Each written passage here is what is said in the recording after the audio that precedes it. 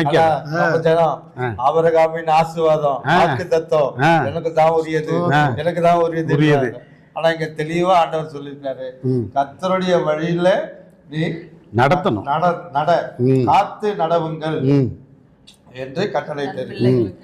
அதனாலதான் இங்க கேட்கிறாரு, பிள்ளைகளுக்கு சொல்ற ஒரு கட்டளை வழியில நடங்கன்னு சொல்றாரு, தெளிவா சொல்றாரு. ஆனா இங்க வாக்குத்தத்தத்தை புடிச்சுக்கிறாங்க, அவருடைய வழியில நடக்கிறத விட்டுறாங்க. அவர் கொடுக்கிற ஆசீர்வாதத்தை பெற்றுக்கொண்டு அவர் எதிர்பார்க்கிற கனியை கொடுக்கலையே, அதான் இங்க பிரச்சனையே.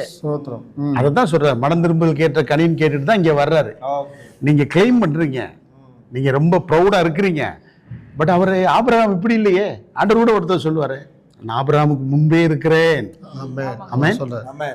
ஆபிரகாம் நீங்க நம்புற ஆபிரகாம் இப்படி எனக்கு செய்யலையே. ஆமென்.